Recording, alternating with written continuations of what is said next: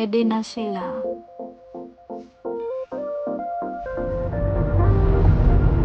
Konnichiwa minasan, yokoso! Welcome to Japan Diaries with Hazel. Ayan, today, andito po tayo sa gitna lang naman po ng Tokyo. So, magtataka kayo bakit? Ayan, kasi naka 3 months na po yung mama ko at cousin ko. So, uuwi na po sila ng Pilipinas at ihahatid namin sila hanggang Narita. So, by the way, ito po yung Tokyo Rainbow Bridge po. So, ayan, tingnan niyo. Ang ganda, diba? So, this is the sad part, guys. Ayan, iiwanan na nila kami at sila na po uuwi. So, magiging malungkot na po yung bahay. Kapag malayo ka sa pamilya o ayan, naninirahan ka sa ibang bansa, alam ko, nakaka-relate yung iba sa atin dyan.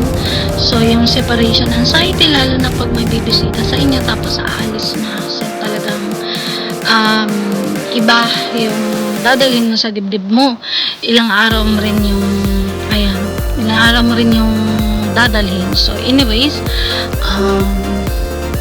ganun siguro talaga. So, mag-umugo na lang. So, mag-iipon ulit para kami naman sa susunod ang bibisita sa kanila sa Pilipinas. So, iba talaga pagkasama mo pamilya mo. May pinaguhugutan ka ng lakas at alam mo hindi ka nag-iisa. So, sad to say, kailangan naman maghiwalay. But, at the end of the day, pamilya pa rin kayo, malayo man. Anyway, sa mga hindi pa po nakapanood nung vlog na ginawa ko nung papunta sila dito, panoorin nyo po guys sa isang channel ko, sa Hazel's Vlog. Shinare ko po doon kung paano ko sila nakuha o paano ko sila in-invite at kung ano yung mga kailangang papeles para makarating sila dito sa Japan. So, huwag nyo kaligtaan panoorin din sa mga pa nakapanood.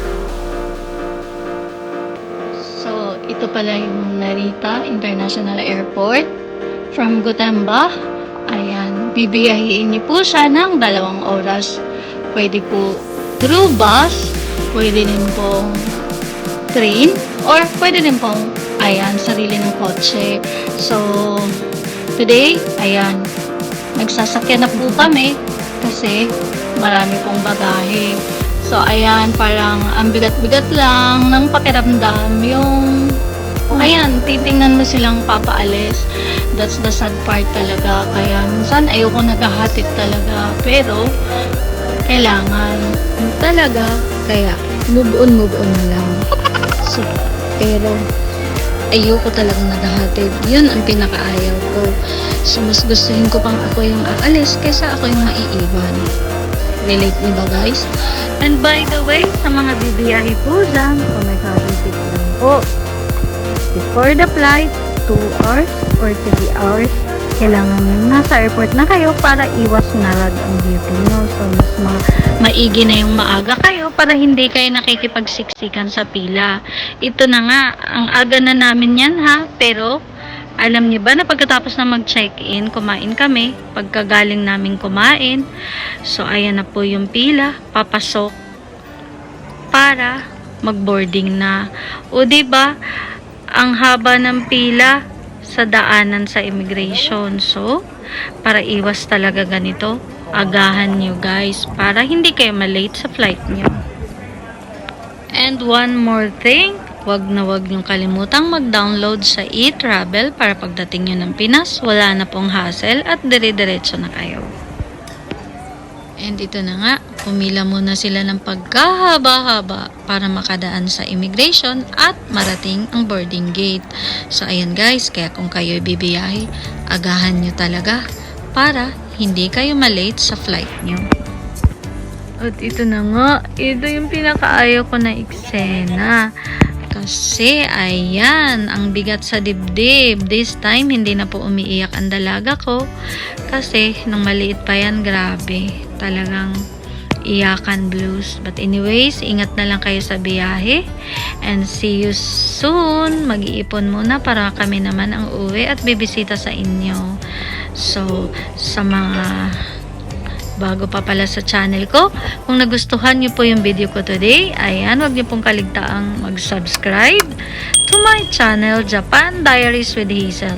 Huwag niyo rin pong kalimutang mag-like and share at paki-comment na rin po. So, ayan, salamat sa panonood. God bless everyone. Thank you all for watching.